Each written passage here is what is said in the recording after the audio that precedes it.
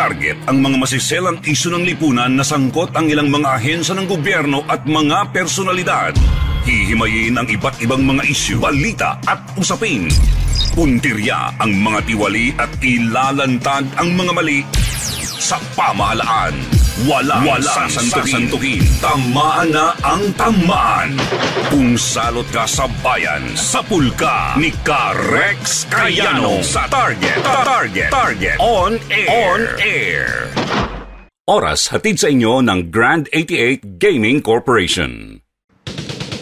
Anong mga batas ang kailangan ng taong bayan? Anong mga proyekto ang nakapila para sa distritong kanilang nasasakupan? Ang mga kasagutan sa inyo sa House Represent dito sa Target On Air. Eto, nasa linya natin ang OFW Party List Congresswoman Marisa Del Mar Magsino. Congresswoman, ma'am, magandang hapon po. Ito, magandang hapon, Karex. Pasensya na at ako'y medyo very casual kasi po nag-e-empake ako because I'm leaving for Dubai. Apa? Ma'am, bali, ano po yung nakahandang tulong ho ng OFW Philippines dun ho sa mga kababayan ho natin mula ho Israel pagdating dito sa bansa po, ma'am? Yes, Karex, alam mo, binahagi na rin po ng iba't ibang ahensya ng pamahalaan natin ang kanilang mga tulong na binigay, cash assistance, live assistance at scholarship. Tayo naman po sa OFW Party List, Karex, nagbigay tayo ng cash assistance sa ating mga kababayan na galing sa Israel at maaari silang lumapit sa atin anytime para hingin ng tulong sa kanilang reintegration o kaya ay makasali po sila sa ating Emergency Employment Program. Karex, na lahat pong ito ay maibibigay natin sa tulong OFW Party List para makapagsimula naman po sila dito po sa ating bansa. Doon po, ma'am, sa mga pamilya po mga namatay na OFW sa Israel, ano po yung tulong na naibahagi na po ng OFW? Ang OFW Party List po nagbigay po ng financial para kahit papano po makatulong po sa pang-araw-araw nilang kabuhayan. Ano man po gagamitin dahil alam naman po natin na sobra po ang pinagdaanan nila bukod sa dasal na ibinibigay po natin para sa ating mga kababayan, mga OFWs na nasawi po dito po sa Israel. Nakakalungkot isipin, pero talaga pong grabe talaga ang nangyari. Tutulungan din po natin sila, yung magkaroon po tayo ng seminar ng psychosocial counseling. Meron tayong pwedeng maging stress debriefing at medical referral para naman po maibsan yung mga pangamba at mga feeling nila of anxiety, stress, lalo po dahil dito sa gitna ng Israel at Hamas at Hezbollah kasama na rin, pati po ma'am, dun ho sa repatriation po na ginagawa po ngayon ng gobyerno, dun ho sa mga OFW po natin, ano po yung nakikita po ng OFW Philippines na kakulangan at dapat daw ho may iayos yung proseso dun ho sa repatriation ng Pilipinas po, Congresswoman? Alam niyo po, Karex, tayo naman po, in a way, maligaya naman po dahil ang Department of Foreign Affairs, maganda po ang repatriation process. Ganon din po ang DFU at ang OWA. Kasama po ang OFW Party List dahil mga idinudulog po nila sa ating opisina. Agara naman pong itinatawag natin sa lahat ng mga ahensya para magkaroon ng suporta ang bawat isa. Yung mga repatriation po natin, wala pong dapat alalahanin ng ating mga OFWs o mga kababayan natin dahil ready naman po ang emergency repatriation fund natin dito po sa DMW at sa DFA. At tayo naman po ay buong puso na nagbibigay po ng ating tulong.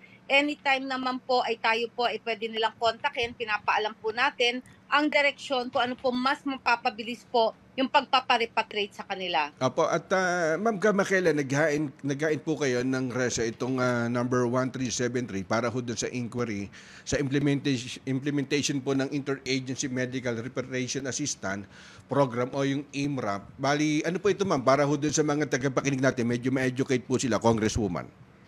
Yes, ang IMRAP po kasi, ito po yung Interagency Medical Repatriation Program na matagal po na nakabatas. Kaya lamang nakita po natin, kaya tayo nag-file ng resolution na ito para update, magkaroon ng inquiry sa ating House of Representatives kung ano na po ang status at update dito.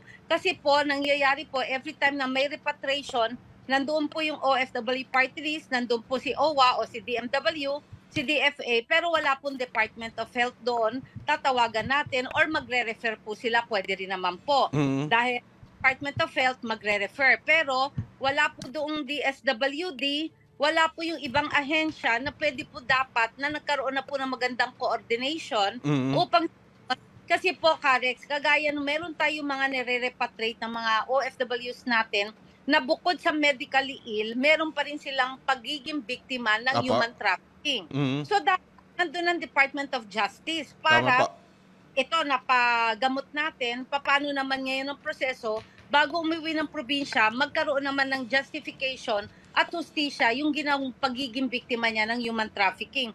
So lahat po ng different agencies, kasama na yung Bureau of Immigration, Department of Health, DSWD, OWA, DFA, OFW, tayo po ay lahat ay tumutulong po para itong IMRAP na ito ay maging sustainable, maging maayos, efficient at smooth yung pagpapatakbo, Karex. Apo, at isa pa dapat, ma'am, yung kumbaga dapat mapalakas na rin ho natin yung kababayan po natin doon ho sa OFW Hospital po, Congresswoman. Yes. Alam niyo po, Karex, ito po sa OFW Hospital natin, nakakalungkot isipin, napakaganda ng building natin, yung hospital. Pero kulang po sa kagamitan. Kaya ang ginawa po natin dito, ang OFW Party List po, ay nakipag-ugnayan po dito po sa Department of Health at tayo ay magbibigay ng worth 30 million na operating room at delivery sa second floor po ng OFW Hospital na itinayo po na ilang taon na rin naman po ito at na nakakalungkot isipin na kulang din po sa manpower, kaya konti lang po ang nasisilbihan na nagpapalagay sa mga pasyente dito. Pero very soon, magiging maganda na po ito pong OFW Party List. Hospital. At salamat po, Congresswoman. Baka meron po kayo mensahe at napakarami po natin mga bayaning OFW na nakikinig sa oras to. Nako, maraming salamat, Karex. Sa ating pong mga mahal na OFWs all over the world, One Filipinos Worldwide, ang ating pong OFW Party List. Kayo po ay kaisa namin sa lahat ng oras. Kami po ay hindi titigil sa pagsuporta sa inyo. Sa pakikipagtulungan, kami po ay napakabilis para po makontak ninyo ang ating OFW Party List, FB, Instagram, YouTube, at tayo po ay makikita nyo sa lahat ng social media platform natin at pwede rin po kayo mag-email sa ofwpartyList21@gmail.com at siyempre parating nyo rin po kay Karex at siya kakarating po sa atin. Basta po buong suporta ang ibibigay po being the lone representative of the OFW sector in the 19th Congress. Ako po ay maligaya na magsiservisyo po sa inyo. Salamat po, Congresswoman. Ingat po palagi. Thank you, Karex. God bless us all. Thank you po. God bless. Anong mga batas ang kailangan ng taong bayan? Anong mga proyekto ang nakapila para sa distritong kanilang nasasakupan? Ang mga kasagutan sa inyo sa House Represent dito sa Target on Air. Yan o, tinig mga kaibigan ni OFW Party List sa Congresswoman Marisa del Mara Magsino.